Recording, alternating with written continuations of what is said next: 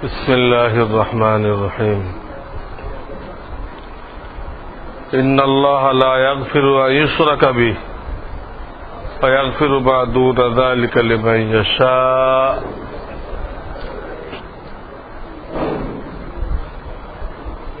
কোরআন কারীমের আয়াত নিশ্চয় আল্লাহ তাআলা কুফর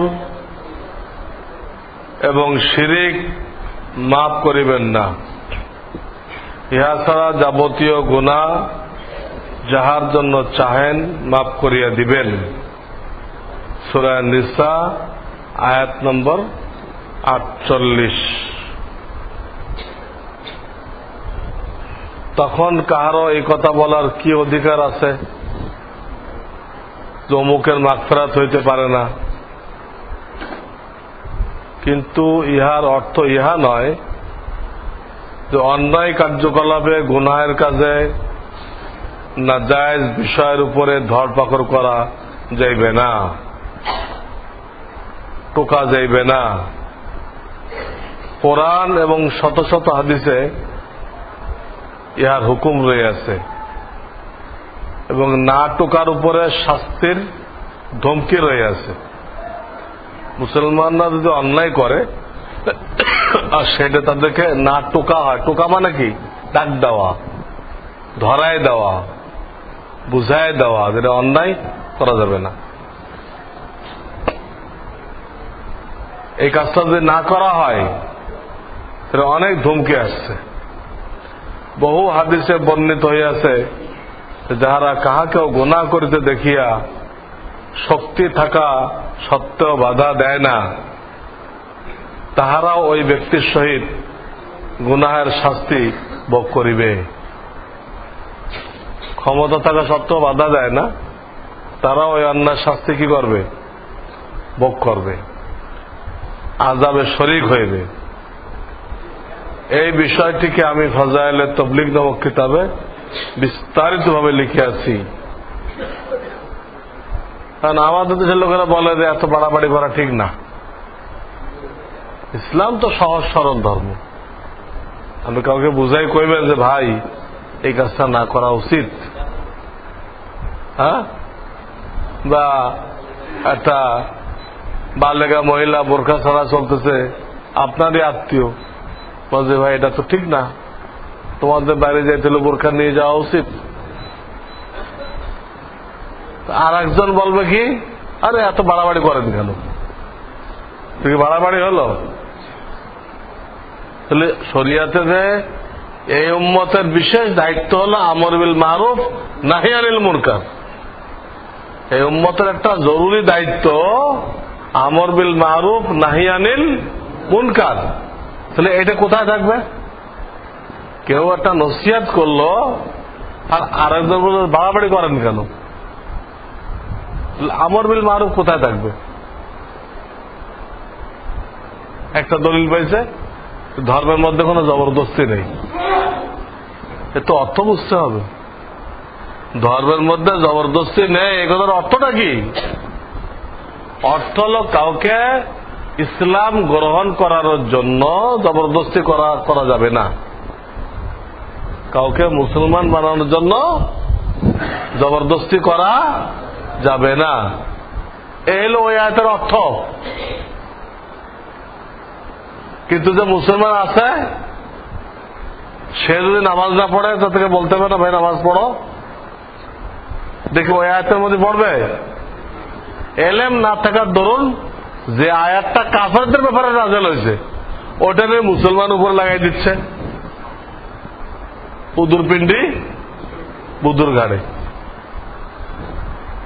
লা ইকরাহা ফিদ্দীন লাকুম দীনুকুম ওয়ালিয়া দীন, সব কাফেরদের ব্যাপারে নাযিল হয়েছে, ওদেরকে জবরদস্তি করা যাবে না।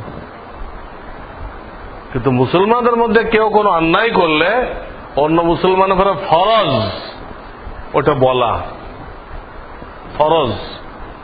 বিশেষ করে যারা বাপ মা, যারা শিক্ষক, তাদের উপরে আরো ডবল ফরজ।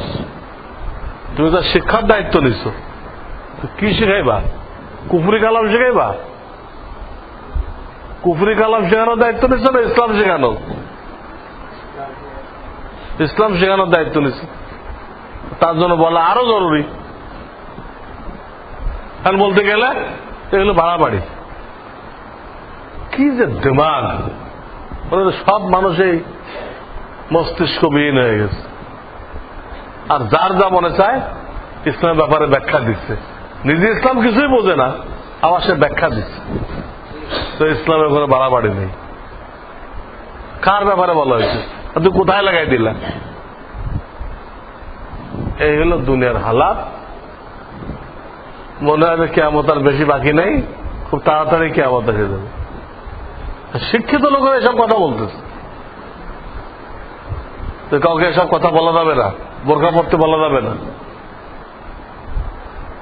যাদেরকে দেশের বিবেক বলা হয় তারা বলতেছে। আপনি কার কাছে আশ্রয় নেবেন? হ্যাঁ, বাদশার কাছে গেছেন বিচার আনতে, সে নিজেই জানেন যে কইলেন অমুক আমার 1 বিঘা জমি লয়ে গেছে। আর কয় বিঘা আছে? আর 1 বিঘা আছে, কোটা আমি লয়ে নিলাম।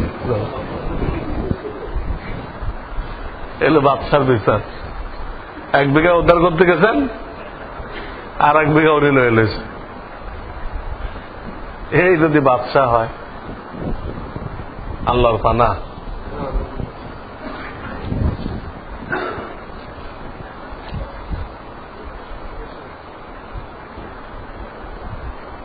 আমার এক ভাই জন্মের 6ষ্ঠ দিন মারা গেছে,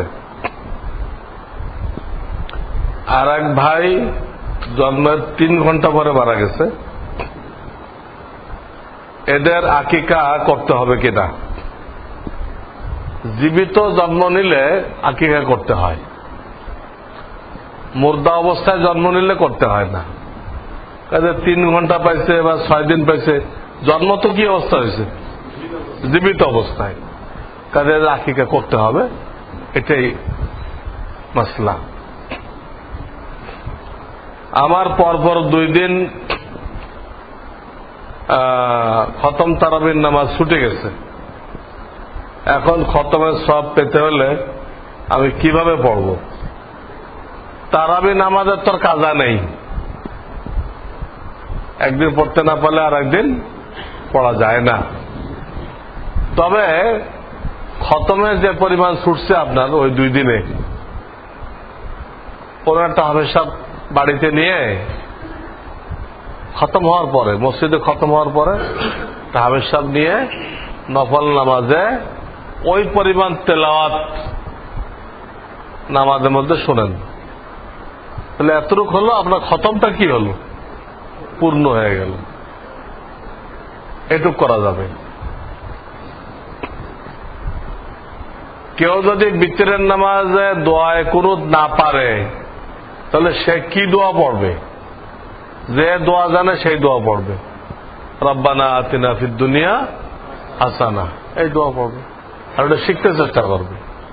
যে কোনো দোয়া পড়লে ওয়াজিব আদায় হয়ে যায়, কিন্তু দোয়া কুনুত পড়তে পারলে ওয়াজিব আদায় হয় আর একটা সুন্নত আদায় হয়। ওটা পড়লে 2টা লাভ, ওয়াজিব আদায় হয়ে গেল, সুন্নত আদায় হয়ে গেল। অন্য দোয়া পড়লে ওয়াজিব আদায় হয়ে যাবে, সুন্নত রয়ে যাবে।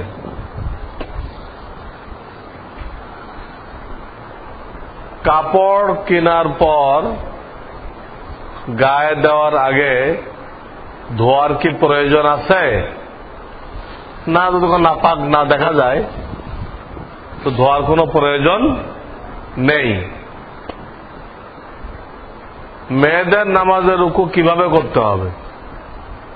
তারা শরীরের সাথে মিলায়, এরকম মিলায়, আঙ্গুলগুলো মিলায়, হাতকে কোন পর্যন্ত নিবে? হাঁটু পর্যন্ত, আর সামান্য ঝুঁকবে, সামান্য ঝুঁকবে।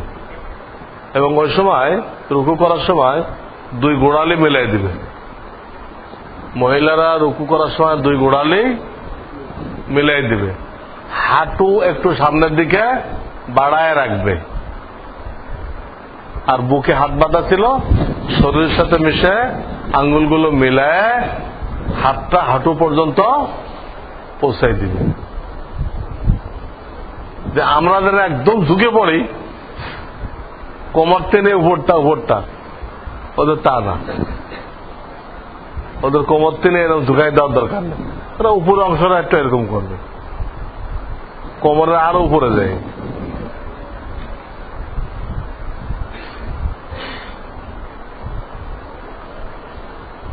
দাড়ি কিভাবে রাখতে হয়? যাদের লম্বা হয় তাদের এক মুষ্টি, নিজের হাতে 4 আঙ্গুল, আর যাদের লম্বা না হয় যতটুকু হয় তাই রাখবে। মোষ কি দ্বারা কাটা যায়? মোষ হলক না করা চাই, মুন্ডানো না চাই। ব্লেড বা খুর দিয়ে মোষ মুন্ডানো না চাই, মুন্ডানো মাকরুহ। কেসি দিয়ে বা মেশিন দিয়ে যদি ছোট করতে পারেন তাতে কোনো ক্ষতি নেই, তাতে দেখতে যদি মুন্ডানোর মতো লাগে তাও কোনো ক্ষতি নেই। কিন্তু ব্লেড দিয়ে খুর দিয়ে মুন্ডানো এটা মাকরুহ, ছোট করতে হবে, ছোট যতটুকু করা যায়। দাড়ি এক মুষ্টির কম রাখা যাবে কিনা? যার দাড়ি বড় হয় সে কাটে সেটে এক মুষ্টির কম করলে তা শরীয়ত সম্মত দাড়ি হলো না। আপনার মন মতো দাড়ি হলো, আল্লাহর চাহিদা মতো দাড়ি হলো না। আল্লাহ যে দাড়ি চাইছে এটা হলো না। ধূমপান করা মাকরু তাহরিমা। কোন নিকট আত্মীয়কে বারবার নামাজ রোজার কথা বলা সত্ত্বেও সে নামাজ রোজা আদায় করে না, এমত অবস্থা আমি তার সাথে সম্পর্ক কায়েম রাখবো না রাখবো না? সম্পর্ক ছিন্ন করার দরকার নেই, বরং আরো হিকমত খুঁজেন, আরো ফায়দা কি আছে, নামাজ না পড়ার ক্ষতি কি আছে, সুযোগ মতো বলতে থাকেন। হ্যাঁ, ওটা হলো একদম চরম পর্যায়ে, যখন আর আশাই নেই তখন তার সাথে সম্পর্ক ছিন্ন করতে বলা হয়েছে। কয়েকবার দাওয়াত দিয়ে ছিন্ন করে দিলেন, এটা ঠিক না।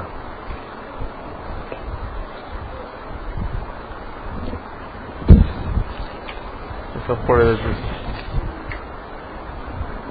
আমার নিকটাত্মীয় এক ব্যক্তি মানুষের কাছ থেকে টাকা নিয়ে ব্যবসা শুরু করে, কিন্তু ব্যবসায় বিফল হয়, বিভিন্ন ব্যক্তি এবং সুদী ব্যাংকে ঋণগ্রস্ত হয়। বর্তমানে একটা চাকরি করে কোন রকমে সংসার চালাচ্ছে, ঋণ পরিশোধের সামর্থ্য নেই। তাকে ঋণ পরিশোধের জন্য যাকাত দেওয়া যাবে কি না? যাবে, যাকাত দেওয়া যাবে। সে যাকাত পেয়ে মানুষের লোন শোধ করতে থাকবে। ঋণগ্রস্ত ব্যক্তিকে যাকাত দেওয়া যাবে। 10 পারা আল্লাহ যে যাকাতের খাত বাইর করছেন, শুধু আল গারিমিন একটা আছে, ঋণগ্রস্ত, এটা আছে তার মধ্যে। বার্ন কোরআন ডে, কোরআন জ্বালাও দিবস 11ই সেপ্টেম্বর উদযাপন করতে যাচ্ছে। এ সম্পর্কে কিছু শুনতে চাই। এটা তো আমার জানা নেই কারা এই কোরআন জ্বালাও দিবস পালন করতেছে, কি নাস্তিক না কাফেররা? হ্যাঁ, প্রত্যেক বছর পালন করে এটা? এবার শুরু করতেছে রামরাজ্য দেখে, রামরাজ্য হয়ে গেছে, কোরআন জ্বালাই দাও। এই তো আর জীবনে শুনে নাই কোরআন জ্বালাও দিবস 11ই সেপ্টেম্বর।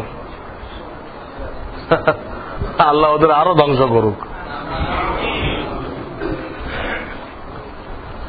আমেরিকা মানে ইহুদি, খ্রিস্টানরা হলো বলদ। খ্রিস্টানরা দুনিয়ার বলদ, ওদের কান্দে শহর হয় হলো ইহুদি। শহরে এসব কাজগুলো করায় নাই। বাহ্যিকভাবে মনে হয় খ্রিস্টানরা করতেছে, কিন্তু আসলে এগুলো করে কারা? ইহুদিরা। ওই আমেরিকার পরিচালক এখন ইহুদি।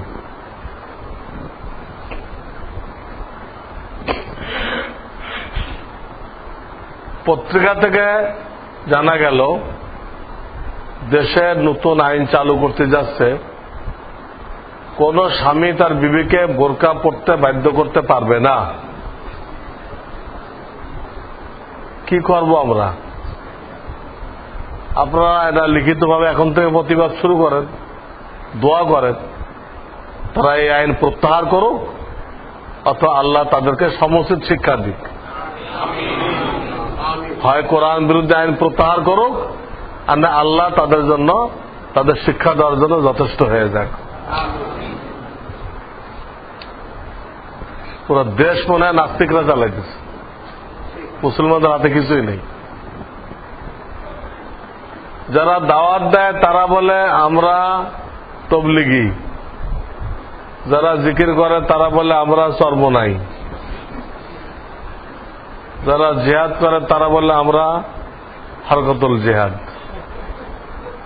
আমার প্রশ্ন, নবী বা সাহাবারা এগুলো সব করেছে, তাহলে তারা তাদের দলের নাম কি দিয়েছিলেন?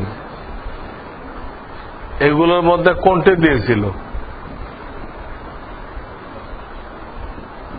না, তারা তো সব মুসলমান ছিল।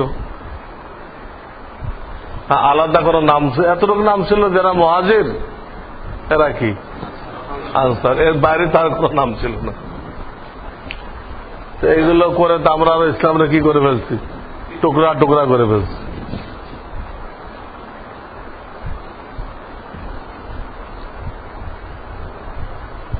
আমার নাম রহমাতুল্লাহ, আমার বয়স 18 বছর, আমার লেখাপড়া কপালে হয়নি, তাই আমি এক মাদ্রাসার ছাত্রদের খাবার ও যাবতীয় কাজকর্ম করে যে টাকা পাই তা দিয়ে আমার মা বাবা ভাই বোন তাদের দেখাশোনা করতে হয়। আমার মা বাবা খুব অসহায়, তাই যদি আমি বাড়িতে টাকা না দেই তাহলে আমার সংসার চলে না। তাই আমি এখন আমার ইনকাম, পড়ালেখা ও পড়ালেখা কিভাবে করতে পারি সেজন্য আমাকে একটা পরামর্শ দেন। হ্যাঁ, আপনি এই চাকরি করতে থাকেন, বাপ মার সেবাও করতে থাকেন, তবে আপনি এই মহল্লায় যে তবলিগের মেহনত হয় সেখানে আপনি জুড়বেন, আর ওলামায়ে কেরামের কোনো মজলিস হইলে সেখানেও যাবেন। এই দুই কাজের সাথে সম্পর্ক রাখেন, দাওয়াত ও তবলিগের সাথে, ওলামাদের সাথে। ইনশাআল্লাহ এই অবস্থার মধ্যে দিয়ে আল্লাহ ইলমও দান করবেন, হালাল হারাম বুঝার তৌফিক দান করবেন এবং দুনিয়া আখিরাতে কামিয়াব করবেন। যাকাতের টাকা ইসলামী খেদমতে নিয়োজিত কোন প্রতিষ্ঠানে দেওয়া বৈধ হবে কিনা? কোন প্রতিষ্ঠান যাকাত পাইতে পারে না। যাকাতের উপযুক্ত হল মুসলমান গরিব মানুষ। প্রতিষ্ঠানকে কি মানুষ বলা যায়? মুসলমান হইতে হবে, গরিব হিন্দু হইলে হবে না। গরিব মুসলমানকে নিঃশর্ত মালিক বানাই দিতে হবে, মানে শর্ত দিতে পারবেন না, এটা তোমাকে এই কাজেই ব্যয় করতে হবে, এই শর্ত দেওয়া যাবে না। নিঃশর্তভাবে মালিক বানাই দিতে হবে, তাহলে যাকাত আদায় হবে। তবে আপনার অধিকার আছে, টাকা দেওয়া জরুরি না, আপনি কাপড় কিনে দেন, তার চিকিৎসার জন্য ওষুধ কিনে দেন, তার একটা যাকাতের টাকা দেয় মাথা গোজার জন্য একটা বাড়ি বানাই দিলেন, মাথা গোজার জন্য ওই বাড়িটার মালিক বানাই দিলেন। সার কথা, যাকাতের জন্য টাকা দেওয়া জরুরি না, যে কোনো বৈধ মাল দিয়ে কি করা যায়? যাকাত আদায় করা যায়। কোন ব্যক্তির স্ত্রী ইন্তেকাল করে থাকলে তার অসুস্থতায় মেয়ে বা পুত্রবধূ সেবা যত্ন করতে পারবে কিনা? কিছু কিছু সেবা যত্ন তো করতে পারবে, আর কিছু কিছু সমস্যা হবে। বিবি না থাকলে সতর, যেটা সতর হাঁটু থেকে নাভি এখানে ধোয়াইতে হবে, এটা কে করবে? ছেলেও পারবে না, ছেলের বউও পারবে না, মেয়েও পারবে না, মেয়েও পারবে না। এটা মশলাই যে মা মরে গেলে ছেলেদের দায়িত্ব, ছেলে মেয়েদের দায়িত্ব বাপের জন্য বিবাহ করাই দেওয়া, যাতে শেষ জীবনে এসব সমস্যা না হয়। কারণ মা মরে গেলে ওই ছেলে মেয়েদের দায়িত্ব আব্বাকে বিবাহ করাই দেওয়া। আমার শেষ জীবনে এমন বিপদে পড়বে যে ওনার সাহায্য করার কেউ থাকবে না, অত গোনাহ করতে হবে। হয় সাহায্য করার কেউ নেই, আর সাহায্য করতে গেলে উনিও গুনাহগার, আপনিও গুনাহগার। এই জন্যই মশলা। হে মুমিনগণ, তোমরা জুমার নামাজের পরে জমিনে ছড়িয়ে পড়ো এবং আল্লাহর অনুগ্রহ তালাশ করো। এই আয়াতের প্রেক্ষিতে অনেকে নারীদের চাকুরির কথা বলে থাকেন, এটা শরীয়তের দৃষ্টিতে সঠিক কিনা অপব্যাখ্যা, এটা কোরআনের অপব্যাখ্যা। এই আয়াতের এই ব্যাখ্যা হয়ে থাকলে তাহলে আমাদের নবীর বিবিরা বেরোয় পড়লো না কেন? ফরজ নামাজ পড়ে হালাল রিজিকের জন্য বেরোয় পড়ে না কেন? 6 লক্ষ সাহাবী ছিল, তাদের বিবিরা বেরোয় পড়ে না কেন? ফরজ নামাজ পড়ে। এই আয়াতটা খালি এই জামানে নাযিল হয়েছে, এটা রাসূল এবার নাযিল হয়েছে। রাসূলকে দায়িত্ব দেওয়া হয়েছে, আপনি দেখাই দেন এই কাজটা কিভাবে করতে দেখাই দেন। তো যদি এই আয়াতের ভিতরে মহিলাও দাখিল থাকতো, তুমি মহিলাদেরকে চাকরিতে নামায় দেখাই দিতেন যে আয়াতটা এইভাবে করতে হবে, তোমরাও যাইবা, তোমার বিবিও নামবে হালাল রিজিকের জন্য। কোন মহিলা তো যেটি বলে নেই, আরো নিষেধ করা হয়েছে। 100 টাকার প্রাইজ বন্ড সম্পর্কে কি হুকুম? প্রাইজ বন্ডের মূল টাকা আপনার জন্য হালাল, মূল টাকা, কিন্তু কোন প্রাইজ পাইলে ওইটা জুয়া, সুদ, ওইটা সওয়াবের নিয়ত না করে দিয়ে দিতে হবে।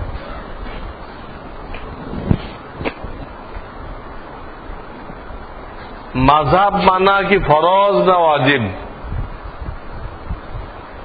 কোরআন হাদিসে এর কোন দলিল আছে কিনা? মাযহাব মানা ওয়াজিব এবং এর অনেক দলিল আছে। এই ব্যাপারে আমাদের রহমানের তো কিতাব বের করা হয়েছে, বসুন্ধরার তো কিতাব বের করা হয়েছে। এটা আপনারা বললে এখানে পৌঁছাই দেওয়া হবে। মাযহাব মানা ওয়াজিব, এর পক্ষে কোরআনেও দলিল আছে, এর পক্ষে হাদিসেও দলিল আছে, এবং স্বয়ং আল্লাহ রসুলের জামানাও কিন্তু ব্যক্তিকে মানা হয়েছে। মাযহাব মানে তো 4 ইমামের এক ইমামকে মানা, তো রসুলের জামানা এটা হয়েছে। বিভিন্ন এলাকা ফাতা হয়েছে, ওখানে আল্লাহ রসুল সাল্লাল্লাহু আলাইহি সাল্লাম একটা গভর্নর পাঠাই দিচ্ছেন অনেক দূরে, আর ওই এলাকার লোকেরা কইছে তোমরা একে মানবা। একক ব্যক্তিকে মানা হলো না, রসুলের হায়াতে হলো না। বলেন, একক ব্যক্তিকে মানতেছে যিনি রসুল না, রসুল বলে দিচ্ছেন, এটা তো রসুলের হায়াতে শুরু হয়েছে। আর রসুলের মৃত্যুর পর তো প্রত্যেকটা শহরে একজন মুফতি সাহাবী বসে গেছেন, মুফতি সাহাবী। মক্কায় বসে গেছেন আব্দুল্লাহ ইবনে আব্বাস, মদিনায় বসে গেছেন জায়েদ, এবার সব শহরে বসে গেছেন। কুফা ওদিক বসে গেছেন আব্দুল্লাহ ইবনে মাসউদ, শাম দেশে বসে গেছেন হযরত মুআবিয়া রাদিয়াল্লাহু তাআলা আনহু, সব শহরে বসে গেছেন। এরা তো হুজুরের জামানাতে চলে আসছে, এবং এটা ছাড়া সম্ভবপর না। কেউ নিজে হাদিস দেখে দেখে আমল করবে, এটা কি না সম্ভব না। হাদিসের মধ্যে অনেক সংঘর্ষ আছে, দুটো মনে হয় তো মুখোমুখি, দুটো দুই রকম, কোনটা মানবেন?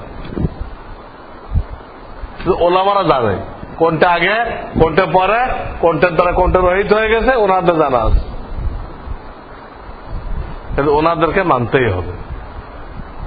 4 মাযহাব মানে জান্নাতের গেটে জান্নাতের দরজা ঢুকার 4টে দরজা, 4টে মাযহাব মানে 4টে রাস্তা বা 4টে দরজা।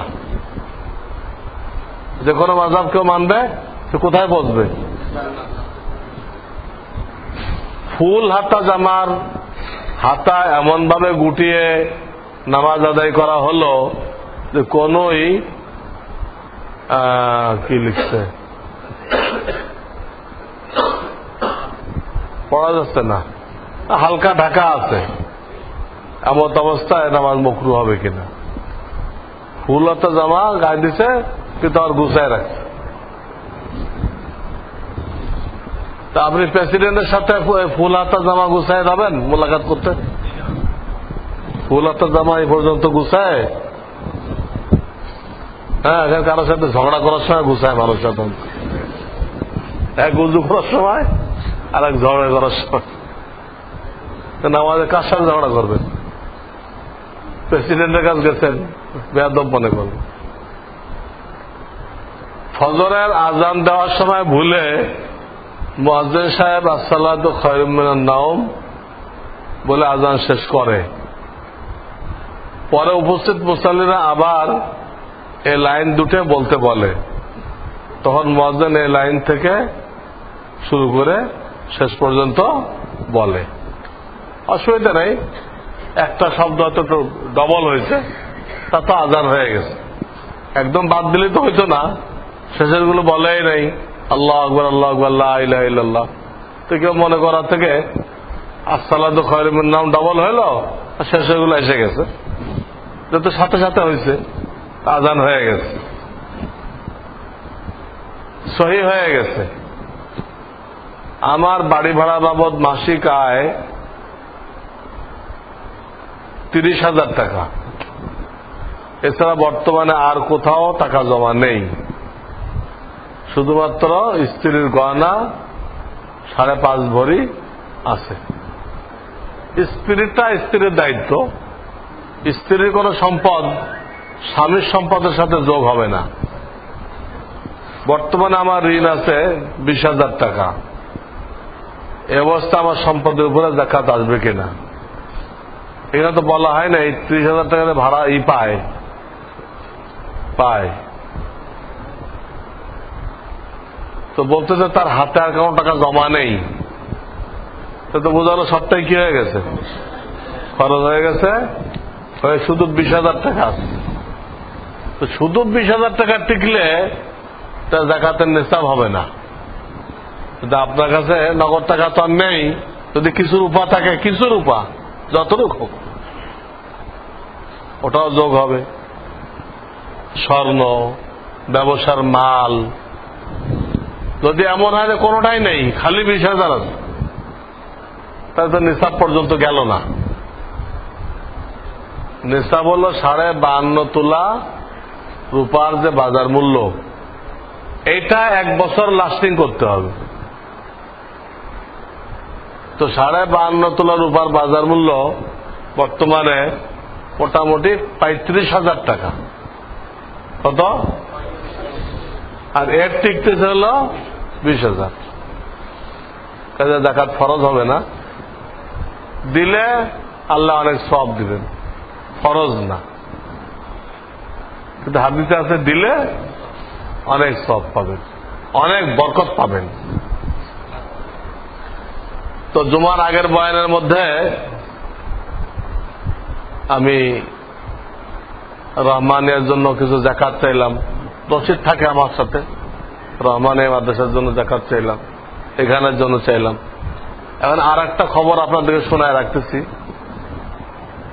আমাদের পুরাতন মাদ্রাসা তো উদ্ধার করা এখনো সম্ভবপর হয় নাই, দখলদাররা তো যে সরকার আসে ওই সরকারের আপনজন হয়ে যায়। যে সরকার আসে নাম একটা ইসলামী পার্টি দিছে, ইসলাম পক্ষে কোনো কথা বলে না, ওই সরকারের তলবিবাহক। এই জন্য আমরা তো এই নোংরামি করতে পারবো না। যদি কিয়ামত পর্যন্ত উদ্ধার না হয়, আমরা তাদের মতো নোংরামি করতে পারবো না। আল্লাহ আমাদেরকে একটা আদর্শ উপর রাখছেন। এই আদর্শ উপরে থাকতে চাই, এর উপরে মরতে চাই। মাদ্রাসা ফিরে পাওয়া কোনো ফরজ না, আল্লাহ দিলে দিল, না দিলে আপনাদের দোয়ায় আমরা প্রায় 2 বিঘা জায়গা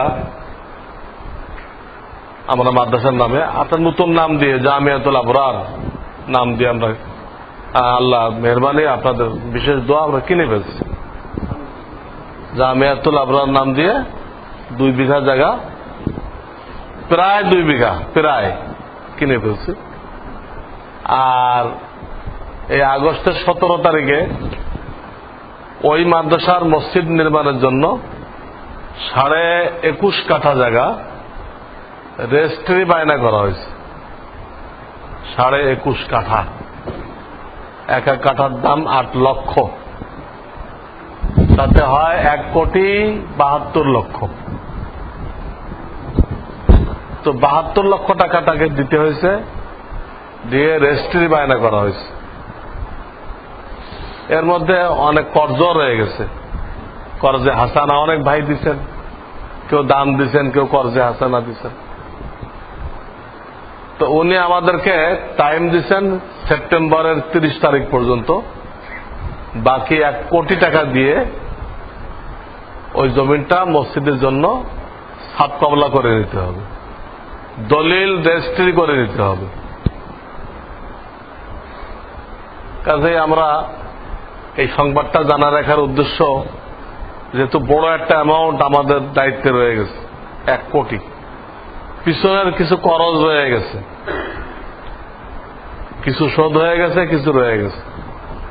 তো আপনাদের কাছে বিশেষভাবে আবেদন, রমজানে পারলে রমজানে, রমজানে না পারলে রমজানের পরে, তার যখন আল্লাহ তৌফিক দেয় এই জামিয়াতুল আবরারের জন্য আপনারা, এখন তো মসজিদের জন্য নিচ্ছি আমরা, আপনারা কিছু বরাদ্দ করবেন। কারো তৌফিক হলে 1 কাঠার দাম দিবেন, 1 কাঠা 8 লক্ষ টাকা। তৌফিক নেই, আধা কাঠা দেন, 4 লক্ষ টাকা। এটাও তৌফিক নেই, 1 কবরের জায়গা দেন, 25,000 টাকা। এটাও তৌফিক নেই, 1 জায়নামাজের জায়গা দেন, 15,000 টাকা। এগুলো একটা হিসাব এমনি দিলাম। আসল কথা হলো যার যা তৌফিক হয় আপনারা এই জামিয়াতুল আবরারের জন্য তো অবদান রাখতে চেষ্টা করবেন।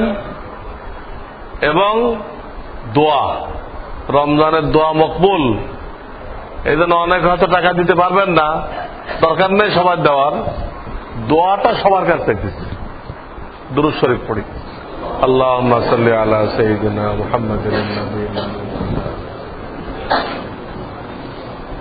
সুবহানাল্লাহি ওয়া বিহামদিহি সুবহানাল্লাহিল আযীম। আল্লাহুম্মা সাল্লি আলা মুহাম্মাদিন নাবিয়্যিল উম্মি ওয়া আলা আলিহি ওয়া সাল্লিম তাসলিমা। ربنا ظلمنا أنفسنا وإن لم تغفر لنا وترحمنا لنكونن من الخاسرين. ربنا فاغفر لنا ذنوبنا وكفر عنا سيئاتنا وتوفنا مع الأبرار. رب اجعلني مقيم الصلاة ومن ذريتي ربنا وتقبل دعاء. اللهم إنا نسألك الجنة ونعوذ بك من النار. اللهم إنا نسألك الجنة ونعوذ بك من النار. يا واسع المغفرة اغفر لي. يا واسع المغفرة اغفر لي. ربنا اغفر لي ولوالدي وللمؤمنين يوم يقوم الحساب. ইয়া রাব্বাল আলামিন, মেহরবানি করে দয়া করে আমাদের সকলকে মাফ করে দাও। আল্লাহ আমাদের সকলকে মাফ করে দাও। হে আল্লাহ, আমাদের আব্বা আম্মা, দাদা দাদি, নানা নানি, শ্বশুর শাশুড়ি, আমাদের কে যারা মহাব্বত করে, মুহিব্বিন, হে আল্লাহ যাদের উপরে আমাদের উপরে যাদের সামান্যতম ইহসান আছে, অবদান আছে, আল্লাহ সকলকে তুমি দয়া করে মায়া করে মাফ করে দাও। হে আল্লাহ এটা মাগফিরাতের মাস, তুমি মাফ করাকে পছন্দ করো। আল্লাহ তোমার কাছে মাফ না চাইলে তুমি নারাজ হও। আল্লাহ আমরা স্বীকৃতি দিচ্ছি, আল্লাহ আমরা গুনাহগার। আল্লাহ তোমার নিয়ামত ভোগ করে অনেক ক্ষেত্রে তোমার নাফরমানি করে ফেলেছি মাওলা। তুমি দয়া করে এই রমজানের উসিলায়, আল্লাহ এই কোরআনের মাসের উসিলায় মাওলা আমাদের সকলকে মাফ করে দাও। এ আল্লাহ এই মাসে মাফ না পাইলে তোমার হাবিবের বদদোয়া আমাদের জন্য অবধারিত। আল্লাহ দয়া করে মেহরবানি করে তোমার হাবিবের বদদোয়া থেকে আমাদের সকলকে হেফাজত করো। এ আল্লাহ ধ্বংসের হাত থেকে আমাদের সকলকে হেফাজত করো। এ আল্লাহ রমজানের পবিত্রতা রক্ষা করার তৌফিক দান করো। এ আল্লাহ গুনাহ বর্জন করার তৌফিক দান করো। এ আল্লাহ তোমার কালাম সহি করার, তেলাওয়াত করার তৌফিক দান করো। এ আল্লাহ রমজানকে অন্য 11 মাসের মতো আমরা হেলায় নষ্ট না করি। আল্লাহ আমাদেরকে তৌফিক দান করো। আল্লাহ তোমার কাছে চাওয়ার তরিকাও জানা নেই। আল্লাহ দয়া করে আমাদের যা কিছু দরকার আল্লাহ তুমি আমাদের জন্য ফয়সালা করে দাও। এ আল্লাহ তোমার হাবিব যত কল্যাণ চেয়েছেন আমাদেরকে দান করো। তোমার হাবিব যত মুশকিলাত থেকে, মুসিবত থেকে মুক্তি চেয়েছেন আল্লাহ আমাদের সকলকে মুক্তি দান করো। এ আল্লাহ আমাদেরকে হেদায়েতের উপরে কায়েম রাখো। এ আল্লাহ আমাদেরকে মজবুত ঈমান দান করো। আল্লাহ আমাদেরকে তোমার হাবিবের অনুসরণের তৌফিক দান করো। এ আল্লাহ এই বাংলাদেশকে কোরআন সুন্নাহর দেশ বানায় দাও। এ আল্লাহ এটাকে দিনদারির দেশ বানায় দাও। এখানে হেদায়েতকে ব্যাপক করে দাও। এখান থেকে দিনের জামাত দুনিয়ার আনাচে কানাচে পৌঁছায় দাও। এ আল্লাহ এই পীর আউলিয়াদের দেশ, আল্লাহ তুমি এখানে হেদায়েতকে ব্যাপক করে দাও। আল্লাহ যারাই ক্ষমতা আসে আল্লাহ তাদেরকে কোরআনের পক্ষে থাকার তৌফিক দান করো। এ আল্লাহ নাস্তিক মুরতাদদেরকে আমাদের মাথার উপরে সাওয়ার করে দিও না। এ আল্লাহ কোরআনের দুশমনদেরকে আমাদের মাথার উপরে সাওয়ার করে দিও না। ওয়ালা তুসাল্লিত আলাইনা মান লা ইয়াখাফুকা ওয়া লা ইয়ারহামুনা ওয়ালা তুসাল্লিত আলাইনা মান লা ইয়াখাফুকা ওয়া লা ইয়ারহামুনা ইয়া হাইয়্যু ইয়া কাইয়্যুম ইয়া হাইয়্যু ইয়া কাইয়্যুম বিরহমাতিকা নাস্তাগীথ আসলিহ লানা শা'নানা কুল্লাহ ওয়া লা তাকিলনা ইলা আনফুসিনা তারফাতা আইন سبحان ربك رب العزة عما يصفون وسلام على المرسلين والحمد لله رب العالمين آمين